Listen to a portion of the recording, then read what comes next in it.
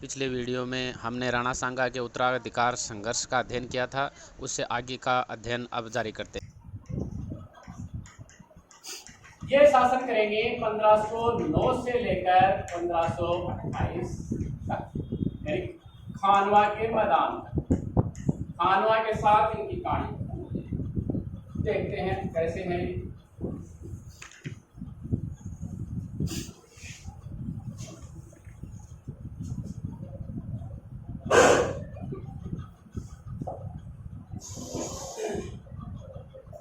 देखो यहाँ गुजरात में जब ये शासक बनता है उस समय यहाँ का शासक था महमूद बेगड़ा।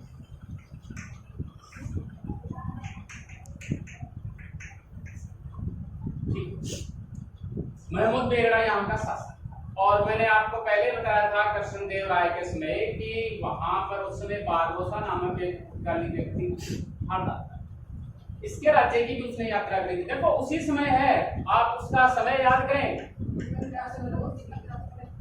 है कि नहीं है? उसी समय पर है। तो महमूद बेगड़ा भी उसी समय है ना, 1509 में शासक।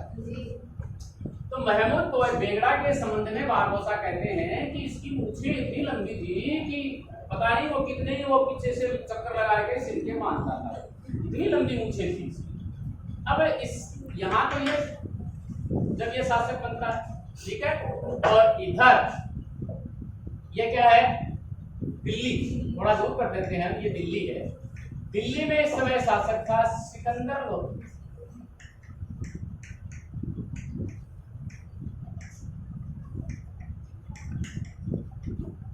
और यहाँ क्या है, वही समस्याएं हैं।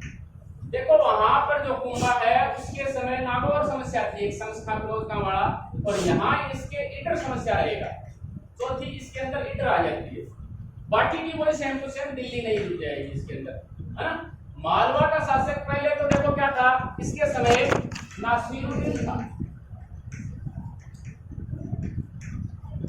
जब ये राजा बनता है उस समय की बात, बाद में संघर्ष इसके साथ में नहीं होता, न इसके साथ में संघर्ष होता है। यहाँ पर बदल जाता है, ये हो जाता है मुजफ्फर, और ये हो जाता है महमूद खिलजी।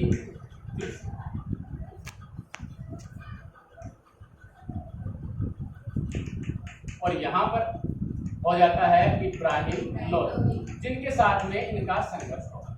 एक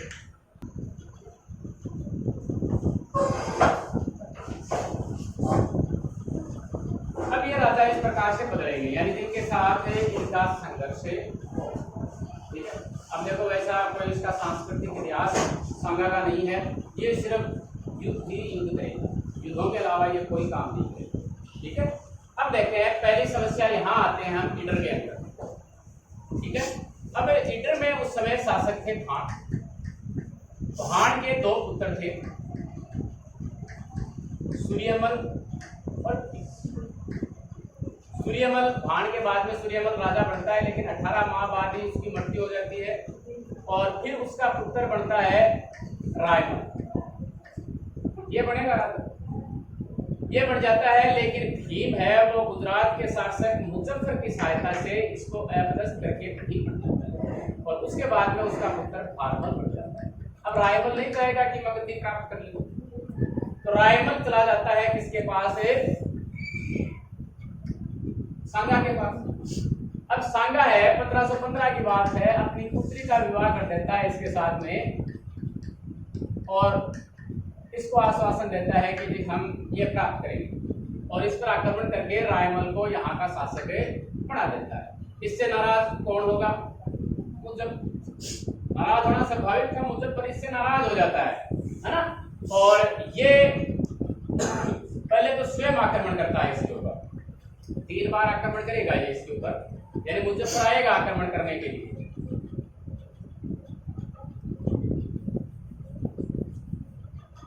वो आता है,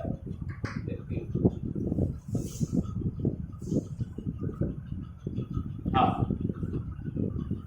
ये सबसे पहले भेजता है निजाम उल मुल्क, ठीक है।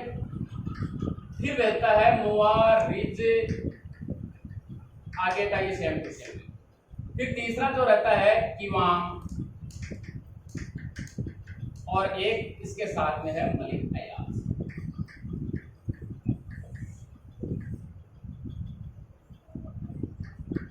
ऐसे ये बेचता है।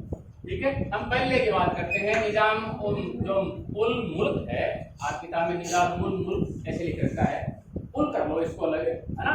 तो सबसे पहले ये इसके संरक्षण में बेचता है, और ये क्या करता है, रायमल को एवरेस्ट कर देता है, और रायमल वहां से भाग गया रायमल, और पहाड़ों में चला जाता है। लेकिन ये उसका पीछा करता रहता है निजाम, इसका रायमल का, और पीछा करने के बाद में आगे पहाड़ियों में जाके ये फिर वहां हार जाता है। अब इससे नाराज हो जाता है मुझे कि भाई जब तू जीत गया तो आगे तेरे को पीछा करने की कहानी है ना, आगे नहीं जाना चाहिए था फिर तेरे को, वापिस बुला लिए। फिर इसको बेचता है, और ये एक हाट के सामने एक दिन सांगा की एक कुत्ते से सम्मानीकरण कर देते हैं कि कुत्ते के समान। अब इसको गुस्सा आएगा कि नहीं आएगा? बड़ा मेवाड़ का शक्तिशाली शासक था, ये सबसे प्रतापी शासक यही था मेवाड़ का। अगर हम बात करें सबसे शक्तिशाली या प्रतापशाली शासक जो भी हम कहें, ये सांगा ही। अब कर दी तो ये वापस आता है और इसको हराता है, और वापस रायमल को वहां पर गद्दी पर ये पठा देता है। और फिर कहते हैं कि आगे कईयों को जीतता हुआ ये तो यहाँ से अहमदनगर भाग जाता है, लेकिन अहमदनगर में भी ये इसका पीछा करता है, छोड़ता नहीं है। फिर बिसल नगर वगैरह उनको घूमता हुआ वो वापस कहाँ पहुंचता है, फिर चित्तौड़ पहुंचता है। पहुंच गया। अब फिर भी इसकी अग्नि है वो शांत नहीं हुई अभी तक, इसकी मुजफ्फर फिर कोशिश करता है, और एक और भेजता है। एक तो अपना सेनापति है, और एक सौराष्ट्र, जो उस समय सौराठ कहा करते थे, वहां का व्यक्ति था मलिक अय्याज, उसको भेजता है। लेकिन ये क्या कर लेता है, जो अय्याज है वो संधि कर लेता है, यानी इसके जो सेनापति हैं वो काम नहीं दे रहे होते हैं, तो ये संधि कर लेता है संग्राम सिंह से, और वापस लौट जाता है। अकेले उसकी लड़ने की हिम्मत नहीं। तो यहाँ पे संग्राम सिंह ने गलती की, खानवा के युद्ध से पहले।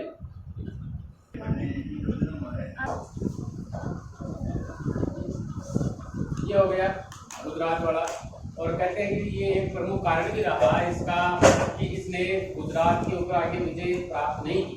अगर सांगा आगे पराजित कर देता है इसको, तो फिर कभी ये समस्या नहीं रहती इसके सामने, तो यहाँ ये छोड़ देता है इसको। ठीक है, फिर हम चलते हैं दिल्ली की तरफ। अब देखो एक आंख इसकी जा चुकी है, बाकी के और भी अंग इसके विकसित करेंगे हम। यहाँ पर जब ये शासक बना सिकंदर लोधी था, जब तक सिकंदर लोधी है वो शासक रहता है, वहां तक कोई आक्रमण इसके ऊपर नहीं रहता। ठीक है, और जैसे ही सिकंदर लोधी हट जाता है 1517 के अंदर, ठीक है, 1517 के अंदर सिकंदर लोधी के बाद में शासक कौन बनता है? इब्राहिम लोधी।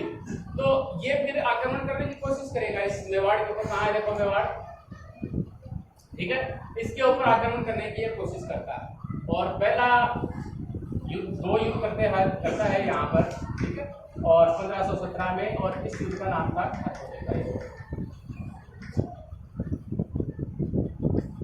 और ये है कोटा नामक स्थान। अब देखो कोटा कहाँ है, ये धौलपुर। ठीक है, धौलपुर के बाद में करौली है, फिर सवाईमाधोपुर है, फिर कोटा आता है। अगर हम इस साइड से ऐसे देखें तो कोटा में पिपलदा नामक एक गांव है, वहाँ पर ये युद्ध होता है। और इस युद्ध के अंदर कहीं से एक तीर लग जाता है उसके हाथ भी, ठीक है, तो उसका बायां हाथ कट जाता है, और एक लग जाता है घुटना, तो उसका घुटना भी अक्षर विकसित हो जाता है, यानी हाथ भी गया और एक घुटना। और इस युद्ध में विजयी होता है कौन है? संग्राम हो गया विजय। फिर और आगे हम चलते हैं 1518।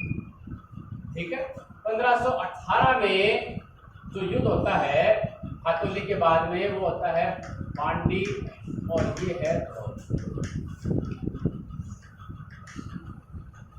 पांडी धौलपुर नामक स्थान पर है। और ये इस समय क्षण नहीं जाता है। दो व्यक्ति हैं, मियां माखन, किताब में यही है, और दूसरा है मियां हुसैन। इनके नेतृत्व में ये अपनी सेना को,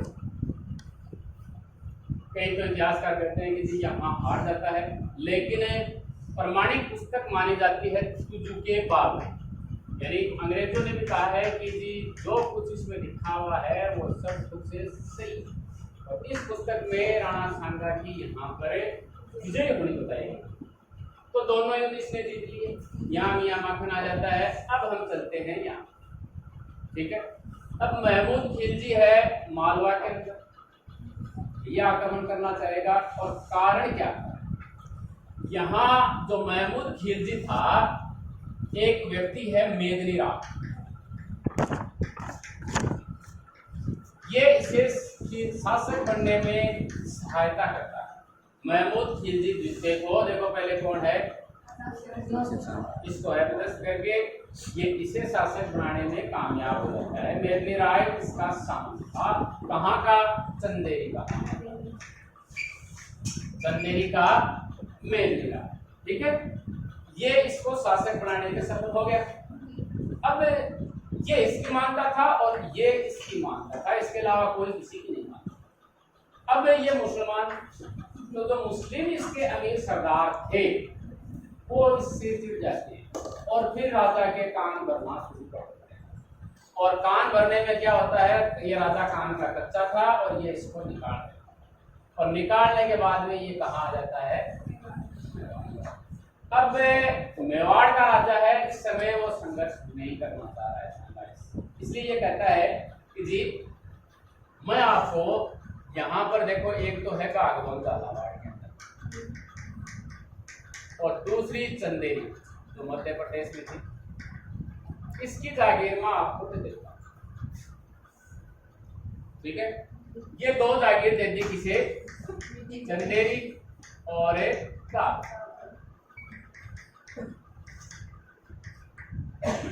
दे दी जागीर। अब जागीर दे दी तो इसको ठीक नहीं लगा, किसको, महमूद खिलजी कि भाई ये तो मेरा सरासर मान है, यहाँ गया इसने जागीर दे दी, यानी इसने दुश्मनी मोल लेना उचित नहीं समझा इसने, सांगा ने उसमें। लेकिन ये आक्रमण कर देता है, कौन, महमूद खिलजी किस पर आक्रमण करता है, मेदिनी राय, ठीक है। और अगला 1519 में युद्ध होता है गागवन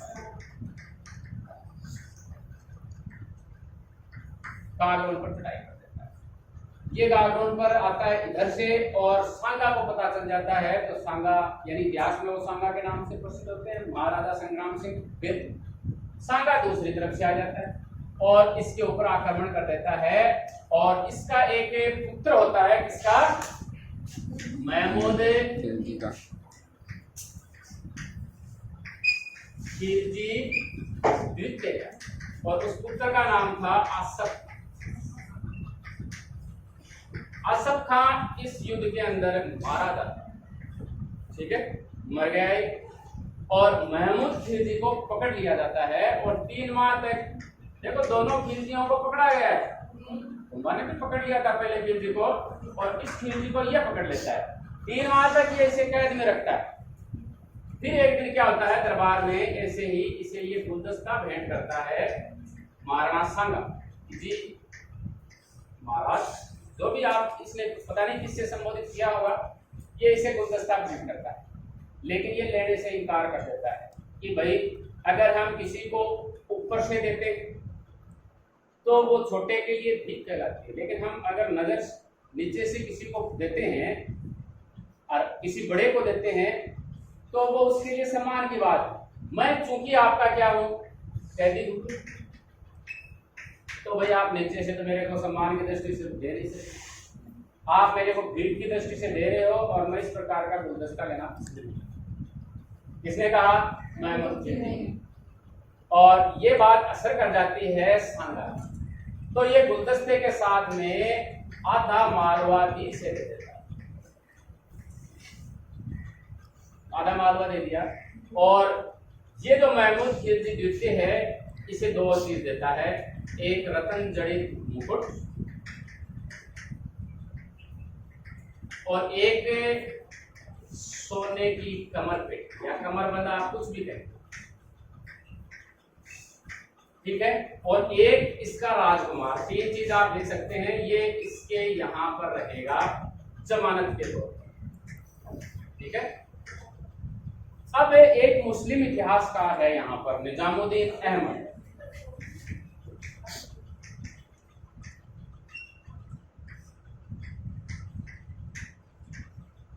इसने अकबर की बहुत प्रशंसा की। इसने महाराणा सांगा के इस कार्य की बहुत बहुत प्रशंसा की, निजामुद्दीन अहमद ने। आपकी किताब में कि एक मुस्लिम इतिहासकार ने प्रशंसा की, लेकिन जो व्यक्ति है वो निजामुद्दीन अहमद है। और ये था, इसने पुस्तक लिखी थी तबकाते अकबर, अकबर के समकालीन था, अकबर के बारे में है। इस किताब में महाराणा सांगा की बहुत प्रशंसा की है, और ये इसके लिए घातक सिद्ध हो जाता है कि इस प्रकार से इसे नहीं करना चाहिए। तो इस प्रकार से इसने संघर्ष किए, और फिर आगे हम संघर्ष करेंगे किसके साथ में, बाबर के साथ। तो बाबर के साथ संघर्ष, आगे ये संघर्षों की शुरुआत कितने संघर्ष हो गए। अब एक किताब है, अपन बात कर रहे थे कि तुजू के बाद, उस किताब में ये कहता है कि जी मेरे को बाबर सांगा ने आक्रमण के लिए कहा था कि आप दिल्ली पर इब्राहिम लोदी पर आक्रमण कीजिए, और मैं उसी समय आगरा पर अधिकार करूँ, इस प्रकार से लिखा है। लेकिन इसका खंडन देखो कुछ भी नहीं, यानी संघर्ष के कारण क्या हो सकते हैं। पहले हम संघर्ष के कारण देखते हैं दोनों के बीच में। क्योंकि देखो इससे पहले यहाँ जो दिल्ली है, यहाँ पर इब्राहिम लोदी था, ठीक है, और पानीपत का जो प्रथम युद्ध है, इस युद्ध में इब्राहिम लोदी मारा जाता है, और जो बाबर है उसका दिल्ली पर अधिकार हो जाता है, दिल्ली पर अधिकार हो गया। अब इससे पहले देखो क्या था, 2 बार हराया था किसने, महाराणा सांगा ने इब्राहिम लोदी। तो देखो मुख्य धुरी चाहे कुछ भी हो, दिल्ली उस समय भी मुख्य धुरी थी, ठीक है। तो यहाँ जो दिल्ली है, दिल्ली से फिर सत्ता घूम जाती है, यहाँ मेवाड़ आ जाती है। फिर देखो राजनीतिक शक्ति है, इसने इसको हरा दिया, तो मतलब जो भी बड़े बड़े राजा महाराजा और जो भी थे वो सभी किसकी शरण में आना शुरू कर देते हैं, मेवाड़। अब चूंकि यहाँ पर पानीपत के प्रथम युद्ध में बाबर ने हरा दिया इब्राहिम लोदी को, तो फिर ये चाहेगा कि जी अगर मुझे और आगे बढ़ना है। देखो अब तक कल हम बाबर की चर्चा कर रहे थे कि जी ये मंगोल और तैमूर वंश का था ना, तो वो जो शासक थे वो उनका काम सिर्फ लूटपाट करना था, लेकिन बाबर का मकसद कुछ अलग था। वो यहीं पर रहकर यहाँ ही रहना चाहता।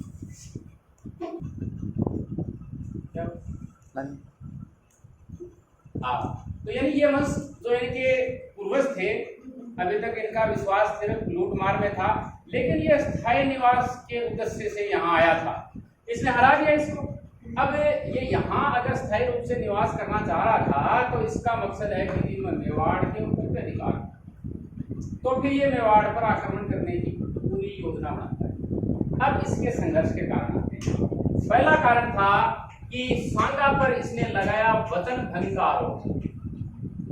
तो वचन भंग की हम चर्चा कर चुके हैं कि तुजू के बाबरीक ने में सांगा ने ये कहा था, सांगा ने बाबर ने कहा था कि उस समय 5 भारत के 5 शक्तिशाली राज्य थे, उसमें 2 हिंदू राज्य थे, एक सांगा और दूसरा विजयनगर, बाकी के 3 मुसलमान थे। इन तीनों के ऊपर मुसलमान शक्ति थी। ये 5 हैं वो शक्तिशाली राज्य थे उसमें, बाबर अपनी किताब में ये भी लिखता है।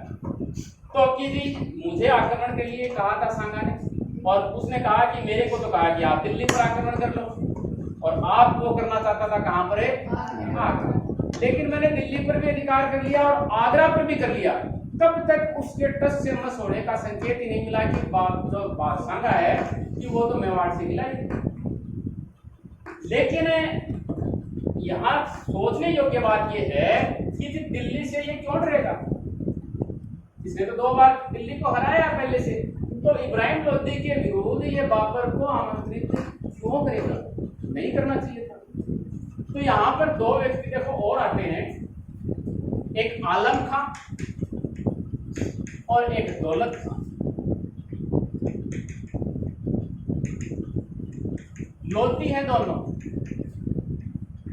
ये है भाई और ये है चाचा इब्राहिम लोदी, पंजाब से था ये। यानी इन्होंने बाबर को आमंत्रित किया था कि जी आप दिल्ली पर अधिकार करें। सही तो बात है कि, लेकिन तुजू के बाबरी में बाबर अलग ही करता है कि जी ये कारण, पहला कारण। दूसरा है महत्वाकांक्षाओं में टकराव।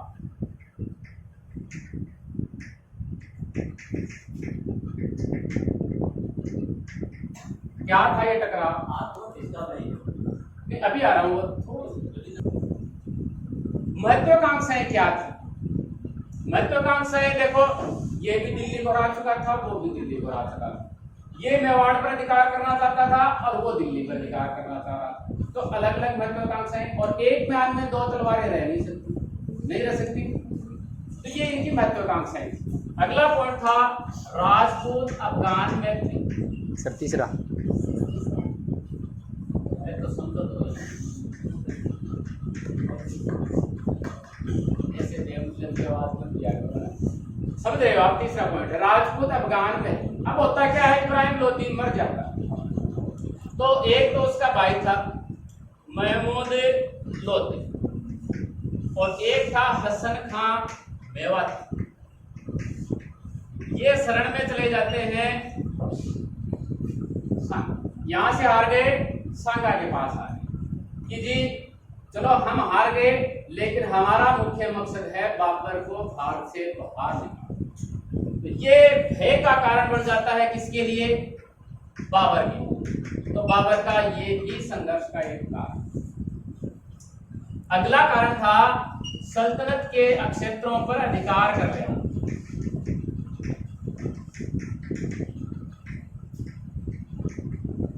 किसका? सांगा द्वारा। होता क्या है, जब इब्राहिम लोदी हार गया, ठीक है, अब उस समय देखो यहाँ जो रणथंबोर वगैरह है, इस समय इस रणथंबोर पर, रणथंबोर का है यहाँ एक खंडार दुर्ग है, अभी है। खंडार जो एरिया है, इसके ऊपर इब्राहिम लोदी का शासन। और जैसे ही इब्राहिम लोदी पानीपत के प्रथम युद्ध में हार जाता है, दिल्ली में अव्यवस्था का माहौल बन जाता है और उसका लाभ उठाकर खंडार के आसपास के 200 गांवों पर अधिकार कर लेता है संघ। अब अधिकार कर लेने के बाद में यहाँ की जो जनता थी वो मुस्लिम थी, उसको यहाँ से पलायन होना पड़ा। तो ये भी संघर्ष का एक कारण। तो ये है संघर्ष के कारण। अब देखो आगे क्या। अब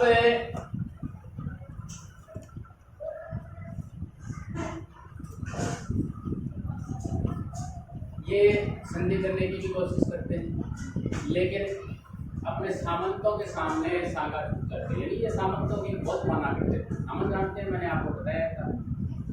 तो सामंतों की बात मानते हैं कि जिस सांप को जो है दूध पिलाने से क्या फायदा, सांप तो जहर ही उगलेगा।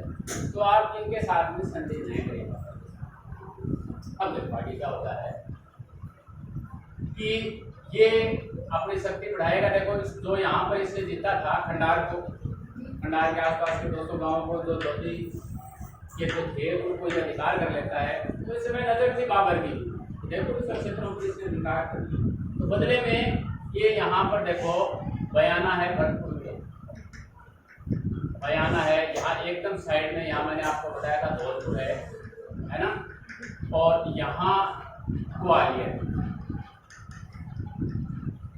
अलग कर देते हैं।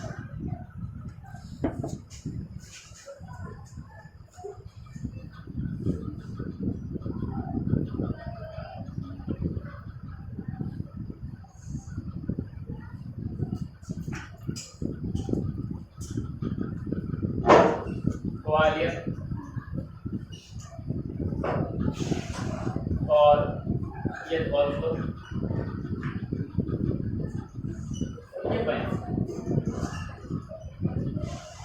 ये अब तक अधिकार क्षेत्र में थे सांगा के अधिकार क्षेत्र में थे, और इन पर ये अधिकार कर लेता है। कैसे करता है, इसमें सबसे मुख्य हम बयाना बोलेंगे, ठीक है। और ये भी जो कौन है सांगा, ये भी अपने आप को मजबूत करने के लिए बहुत सारे शासकों को, जो राजा हैं इस क्षेत्र के, उन सभी के साथ वो सभी को अपने साथ कर लेता है। देखो इसके अंदर एक है यहाँ पर आमेर, आमेर के राजा हैं उस समय पृथ्वीराज, पृथ्वीराज इसके साथ में हो लेता है। तो एक प्रथा है यहाँ पर पाती पर्व, उसकी बात करते हैं हम पहले। जो राजपूत हैं वो अगर युद्ध में लड़ने के लिए जाते हैं तो अन्य जो राजपूत होते हैं उनको युद्ध के लिए अपने साथ जाने के लिए आमंत्रित करते हैं, इसलिए इस प्रथा को कहते हैं पाती पर्व, और इसी से इसका नाम पड़ता है हिंदू पथ। तो महाराणा कुंभा थे वो हिंदू प्राण थे, ये क्या है हिंदू पथ। आमेर का पृथ्वीराज था। यहाँ जो मारवाड़ है, मारवाड़ का महादेव, ठीक है, और बीकानेर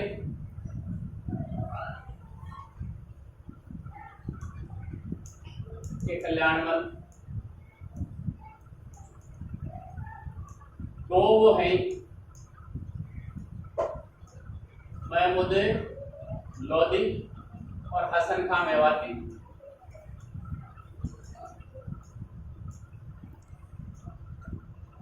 यहाँ पर जो पाली में बड़ी सालरी, यहाँ के होते हैं झाला अज्जा। देखो नाम, एक बार नाम देख रहे हैं, कौन क्या योगदान देखेगा वो भी ध्यान देखेंगे क्या योगदान देते हैं ये। यहाँ जो लीडर है, लीडर का इसमें हारमल हो जाता है, ये इसके साथ में हो जाता है, इन सभी को ये अपने साथ मिला लेता है। यहाँ पर है डूंगरपुर बांसवाड़ा का जो क्षेत्र है, उदय सिंह रावण, उदय सिंह। इससे और ऊपर हम आगे चलते हैं तो यहाँ उदयपुर जो मेवाड़ है उसमें है एक सलम्बर, इसके हैं रावल रतन सिंह।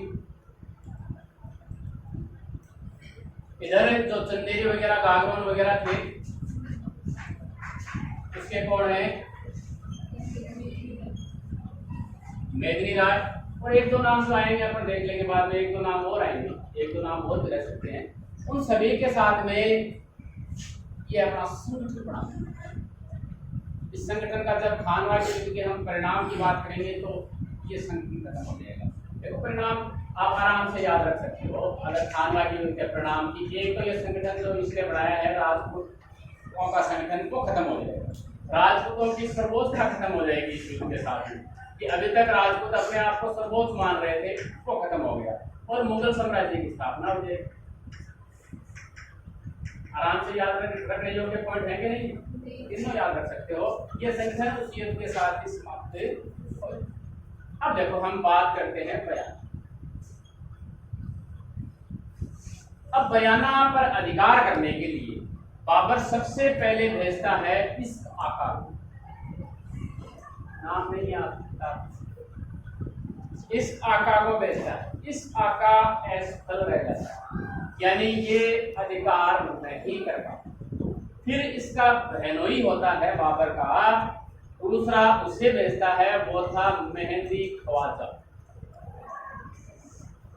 इसे भेजता है और ये सफल हो जाता है और बयाना के दुर्ग पर इसका अधिकार हो। अब बयाना के दुर्ग वही बात थी कि जी यहाँ खंडार के ऊपर अधिकार हो गया, बाबर की नजर थी, तो यहाँ पर अधिकार होगा तो क्या सांगा की नजर नहीं होगी? तो यहाँ सांगा पूरा ध्यान दे रहा होता है, इसने देख लिया कि जी इसका अधिकार हो, तो फिर ये भी चलता है अपनी सेना लेकर और जो बयाना का जो दुर्ग है उसको चारों तरफ से घेर ले। और इसकी स्थिति है मेहंदी ख्वाजा की, इसकी स्थिति एकदम खराब हो जाती। अब इसको डर लगने लग जाता है, मुझे पता नहीं कब मार देगा। ये सूचना पहुंचती है सांगा के पास, ठीक है। तो सांगा इस समय इसकी सहायता के लिए तीसरे व्यक्ति को भेजता है। सांगा सॉरी बाबर, मोहम्मद सुल्तान मिर्जा। अरे तो समझ जाते हो ना, तो फिर वो आपके दिमाग में जो है वो ही सही है ना। मोहम्मद सुल्तान मिर्जा को इसकी सहायता के लिए भेजता है, लेकिन ये सफल नहीं। और 1527 जो ईस्वी है,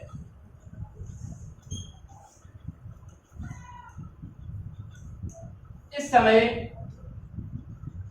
राणा सांगा का अधिकार बयाना पर फिक्स हो गया, ठीक है। और एक व्यक्ति है साहेब मंसूर किस्मत,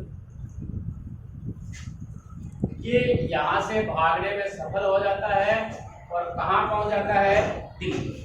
ये बताता है कि जी बहुत ही शक्तिशाली शासक हैं सांगा और हम उसका मुकाबला नहीं कर सकते। एक तो ये कारण है सांगा को डराना। दूसरा कारण है एक मोहम्मद शरीफ होते हैं भविष्यवाणी करने वाले, वो कहते हैं कि जी जो मंगल है तारा वो है पश्चिम, यानी पश्चिम दिशा में है, मतलब पूर्व की तरफ से जो आक्रमण करेंगे वो पराजित होंगे, ये कहता है। कौन कहता है, मोहम्मद शरीफ कहता है। और इस समय पूर्व में ये दो कारण हो गए कि जी मंगल का तारा है पश्चिम में और पूर्व से जो आक्रमण करेगा वो क्या होगा जी, असफल होगा, वो हार जाएगा, डरा जाएगा। अब जो मुगलों की सेना है वो एकदम से डर जाती है। डरने के बाद में देखो क्या होता है, अब बहुत बढ़िया उपदेश देता है यहाँ पर बाबर। एक तो ये शराब पीता है और इसकी शराब की लत से इसकी जो साम्राज्य के जो भी लोग थे वो बहुत दुखी थे कि जी आज से मैं शराब, देखो 16 तारीख की बात है और अब बात है 25 फरवरी की, जी 25 फरवरी से मैं शराब के हाथ ही नहीं लगाऊंगा, पहला कहती है। दूसरा ये कहता है कि जी जो शराब के लिए सुराइयां जो होती है या प्याले जो भी होते हैं उनको तुड़वा दिया जाए और गरीबों में दे दिया जाए, ठीक है। और तीसरा ये उपदेश देता है जन्म मृत्यु का, जिसने जन्म लिया है उसकी मृत्यु निश्चित। आज हम इस जीवन का भोग कर रहे हैं, लेकिन हम मर जाएंगे, कभी न कभी मर जाएंगे, केवल खुदा यहाँ पर रह जाएगा। तो जब तक हम जीवित हैं, ठीक है, हम इस युद्ध में भाग लेंगे, अगर मर जाते हैं तो शहीद हो जाएंगे और अगर जीवित रहते हैं तो गाजी कहलाएंगे। और हम कुरान की कसम खाते हैं, कुरान इनका पवित्र ग्रंथ है ना, कि कोई भी युद्ध में पीठ दिखाकर वापस नहीं आएगा। ये इस प्रकार के उपदेश। और एक चीज है कि ये जिहाद का नारा, यानी हमें धर्म युद्ध लड़ना है, हिंदुओं की सत्ता को उखाड़ के फेंकना, ये बता। अब यहाँ पर देखो तीव्र गति इसकी चल रही होती है, लेकिन यहाँ पर ये एक आगे संधि का प्रस्ताव भेजता है। रायसेन के जो राजा थे सलहदी तंवर, कहते हैं ये सांगा के साथ ही थे, लेकिन कई किताबों में मध्यस्थता के रूप में दिखाया गया है कि ये मध्यस्थता के, इनको मध्यस्थता के लिए भेजा जाता है। देखो एक कारण ये भी रह जाता है, इनका पराजय होने का कारण है सांगा का कि बयाना के युद्ध के तुरंत बाद इन्होंने आगे दिल्ली पर आक्रमण नहीं किया। गौरीशंकर ओझा महाराज हैं,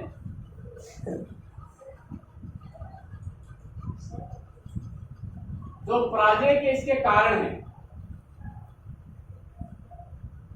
उसमें पहला कारण ओझा देते हैं कि बयाना के युद्ध के तुरंत बाद आक्रमण न करें।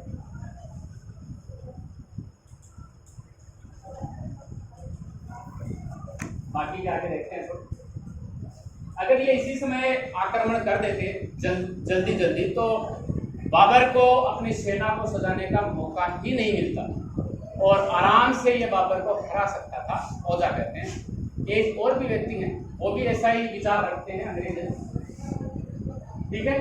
अब रायसेन को ये जो सलेदी तंवर है ये भेजता है बाबर के पास में कि जी हम संधि करा, यानी ये समय चाह रहा है। और दूसरी तरफ ये क्या करता है, जो अपने भारत का जो नक्शा उसमें अफगानिस्तान यानी काबुल की तरफ से कुछ अपने लोगों को रात्रि के समय कहता है कि जी आप वहां से गुजरिए, तो सांगा को लगे कि जी काबुल से बहुत सारे सैनिक आ रहे हैं, यानी ये मनोबल बढ़ाने के लिए है और उनका मनोबल गिराने के लिए है, तो ये भेजता। अब सांगा देखो फिर से संधि के लिए अपने सामंतों के पास जाता है कि जी इस प्रकार संधि का प्रस्ताव आया है, हमें क्या करना चाहिए। तो सलादी तंवर से चिढ़ते थे ये सामंत कि एक तो मध्यस्थता करने के लिए किसको भेजें, दूसरा फिर क्या करते हैं कि जी नहीं माने, क्योंकि अपनी सेना तो देखो कितनी बड़ी, अपनी सेना से डर गया सांगा, सॉरी बाबर, तो हम तो युद्ध ही करें, ठीक है। अब वो युद्ध करने के लिए मैदान में आ जाते हैं और कई किताबों में तो 16 मार्च दे रखा है, कईयों में 17 दे रखा है, ठीक है। और कहाँ आ जाते हैं जी ये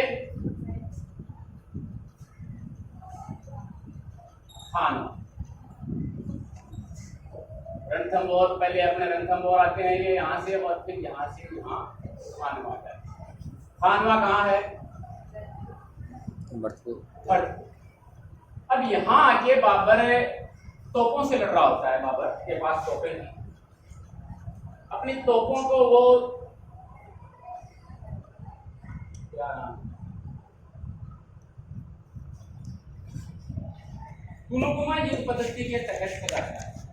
देखो इसमें एक तो हार का कारण में ये भी रहेगा कि दूसरा कारण हम यहाँ ही लिख देते हैं कि ये अत्याधुनिक अधिकारों से लड़ रहे थे, अत्याधुनिक उपकरण थे इनके पास, और उनके पास क्या थे, यानी तोप वगैरह ये है इनके पास, और उनके पास वो तीर हैं, तलवार हैं, यानी परंपरागत तरीकों से ये लड़ रहे थे। तो ये भी इनका एक हार का कारण यहाँ पर स्पष्ट हो रहा है। और देखो हाथी पर लड़ रहा होता है, अगला मैं यही बता देता हूँ, जो सांगा है वो किस पर लड़ रहा होता है, हाथी पर, और हाथी के ऊपर दिखाई देता है कि महाराज वहां उस हाथी पर आराम से देख लेते है ना। तो ये भी कारण रह जाता है हार का कि हम उसके ऊपर अटैक आसानी से कर सकते हैं। और इसके अंदर जो राजा थे इनके, उनमें एकता और तालमेल का अभाव था। फिर बहुत सारे राजा हो जाते हैं, हम चर्चा करेंगे उनकी, देखो कि कितने राजा हैं, कितने कोट सामंत हैं, सभी की हम चर्चा करेंगे। कितने हैं, 7 हैं राजा, देखो बता देता हूँ, दोबारा कर देंगे। 9 राव हैं और 104 सरदार इनके यहाँ रहते थे। इतनों में देखो सामंजस्य नहीं हो पा रहा है, तो एकता और तालमेल का अभाव था। अब इसके पास हस्ती सेना ज्यादा थी, और हस्ती सेना है वो जो अश्व सेना है उसके मुकाबले उसकी गति कम हो जाती है, ठीक है। और जैसे आगे से बाण लगते हैं, वही पहले वाले राजा वाली बात है, हाथी है वो पीछे की तरफ खसकना शुरू हो जाते हैं। पता है पहले भी इतिहास में पोरस के समय हाथी पीछे की तरफ खिसकना शुरू हो जाते हैं, और ये भी हार का कारण हो जाता है। अब देखो यहाँ आते हैं, यहाँ इसने अपने तोपे लगा दी। अब ये जो कुल्लूगुमा युद्ध पद्धति है उसमें क्या होता है, एक टुकड़ी दाईं ओर से चली जाती है, एक बाईं ओर से आ जाती है, और एक आगे या पीछे से आक्रमण करती है। और ये पद्धति है उसने उज्बेकों से सीखी थी। उज्बेक जो जहां पर ये अपने क्षेत्र में था, है ना, उस क्षेत्र में इसने ये उज्बेकों से ये हार गया था, वहां ये हार के यहाँ आ रहा है, यानी वहां उसको शासन फरगना में था ना, ये फरगना में से शासन नहीं कर दिया जाता है, तो यहाँ से हार के उज्बेकों से यहाँ आ गया, उससे ये पद्धति इसने सीख ली थी, सजा ली इसने। अब आगे क्या होता है कि वो एकदम धीरे धीरे धीरे ये पहुंचता है, देखो लगभग 13 मार्च के करीब यहाँ पर खानवा में पहुंचता है, और ये पहले से आ जाता है, इसका इंतजार कर रहा होता है। अब देखो इसके लिए समय है 4 दिन, और वो पहले से वहां पर, तो ये आक्रमण करते हैं। समय तक यानी दिन की जब हम शुरुआत करते हैं तब तक सांगा की स्थिति बहुत अच्छी थी, लेकिन फिर धीरे धीरे सांगा की स्थिति खराब हो जाती है। क्यों? क्योंकि एक तीर आके उसके सिर पर लग जाता है, सिर ही बचा था और तो सब कुछ गायब हो गया था। सिर पर तीर लग जाता है और सिर पर तीर लगने के बाद में वो बेहोश हो जाता है। अब स्थिति आ जाती है कि राजा जरूरी है ना, तो राजा के लिए जो ये यहाँ का राजा है, देखो रावल रतन सिंह कहाँ है, इसे कहा जाता है कि जी आप छत्र पहनिए, तो राजा के छत्र वगैरह हैं वो धारण कीजिए और युद्ध का संचालन आप कीजिए। लेकिन ये रावल रतन सिंह है वो इनकार कर देता है कि जी मेरे पूर्वज हैं वो मेवाड़ को पहले से छोड़ गए, इसलिए मैं इसके ऊपर अब राज चिन्ह तो धारण नहीं करूंगा, लेकिन जो कोई भी राज चिन्ह धारण करेगा मैं उसका पूरी श्रद्धा के साथ सहयोग करूंगा। तो कौन कहता है ये? रतन सिंह। तो इसने छत्र धारण कर लिए। अब इसने झाला बड़ी सादगी के झाला अज्जा चालू कर लिया, झाला अज्जा ने धारण कर ली, ये बेहोश हो गया और राजपूत सेना है बड़े मनोयोग से यहाँ लड़ती है, लेकिन हार गई हानवागी में, और इसे यहाँ से फिर ले जाया जाता है। यहाँ पर देखो देवू है, देवू के दक्षिण में यहाँ पर है दौसा में एक जगह है कालपी नामक स्थान पर इसे ले जाया जाता है महाराणा सांगा को। जब होश आता है इसे तो पूछता है कि जी क्या हुआ, तो ये यहाँ पर कहते हैं कि जिस प्रकार से हार हो गई। और अब चूंकि जो बाबर है वो राजपूतों की शक्ति को एकदम से समाप्त करना चाहता था, तो यहाँ चंदेरी पर आक्रमण करता है। आगे हमने देखा था पहले पानीपत का युद्ध, फिर खानवा का युद्ध, फिर चंदेरी का युद्ध, फिर आगरा का युद्ध, इस प्रकार से 4 युद्ध करता है। तो इसे पता चल गया कि चंदेरी पर आक्रमण करेगा, तो ये चंदेरी रवाना होने के लिए कहता है कि जी हम लड़ेंगे। और ये उस समय कसम भी खाता है कि मैं तब तक मुकुट नहीं पहनूंगा और तब तक चित्तौड़ नहीं लाऊंगा। 2 बातें कहता है ये, मुकुट धारण नहीं करूंगा और चित्तौड़ नहीं जाऊंगा मैं जब तक कि मैं बाबर को नहीं हरा लेता। और ये कहते हैं कि उस समय एक चीरा सा वो कपड़ा लेता है और अपने सिर के बांधता है, लेकिन ये बात पसंद नहीं आती इनके सरदार को। ठीक है, तो एक जगह है यहाँ पर मध्य प्रदेश के अंदर इरिच, इस जगह पर यानी यहाँ से ये यहाँ गया, इरिच में इसे जहर दे दिया जाता है। यानी कहीं तो इसके सामने वो लड़ना चाहते थे, कहीं नहीं लड़ना चाहते थे, तो जहर दे दिया। फिर यहाँ से थोड़ा आगे जाकर, इरिच से थोड़ा आगे जाकर ये कालपी नामक स्थान पर, ठीक है, वो बसवा था पहले आया था ना, वहां पर जाके ये मध्य प्रदेश में ये वहां पर जाकर इसकी चैप्टर इसका खत्म हो जाता है। अब देखो जो बाबर है इसके बारे में क्या कहता है कि अपनी बहादुरी और तलवार के बल पर राणा सांगा है वो बहुत बड़े हो गए, ठीक है, और एक अकेले देखो यहाँ गुजरात, मालवा और दिल्ली का अकेला शासक उसे हरा नहीं सकता। उसके समय की जो आय थी राज्य की वो 10 करोड़ और 1 लाख सैनिक थे उसके पास। ये कहता है बाबर कुतु के बाबरी में उसके बारे में, और वो अपने चर्चा कर ली 7 राजा 9 राव 104 सरदार उसके समय में रहा करते थे। अब देखो एक चीज और कही गई है इसके लिए कि सैनिक का भगना उसके, कर्नल जेम्स टोड ने कहा है इसके बारे में कि ये लगभग इसका शरीर का कोई हिस्सा नहीं बचा जहां से ये विकसित नहीं हुआ, पूरा शरीर टूट चुका था। और एक बार इसने अपने सरदारों से भी कहा था कि देखो जिस प्रकार मंदिर में हम खंडित मूर्ति नहीं रखते, ठीक है, यानी धर्म और राजनीति का भी ये बड़ा मर्मज्ञ था। जिस प्रकार मंदिर में इस प्रकार की मूर्ति नहीं रखी जाती तो राजा भी ऐसा नहीं होना चाहिए। इसलिए ये कहता है कि आप मेरे को हटा के और किसी को बना सकते हो। तो इसके सरदार कहते हैं कि जी आपका ये गौरव जो आपने प्राप्त किया है, आपने जो ये अन्य विकसित हुए हैं आपके युद्धों में हुए, इसलिए हम आपको नहीं हटाना चाहते। और एक नाम और है इसमें, हरिदास। हरिदास आता है यहाँ पर। हरिदास है वो मोहम्मद जो खिलजी था मालवा का, है ना, खिलजी सेकंड को पकड़ के लाता है, इसलिए इसे ये चित्तौड़ राज्य दे देता है, लेकिन वो कहता है कि मैं 12 गांवों में ही खुश हूं। देखो कितना खुश होता है वो, उसको पकड़ने के बाद। ये है महाराणा सांगा। मेवाड़ के महाराणा सांगा का हमारा यह अध्याय इसी के साथ समाप्त होता है।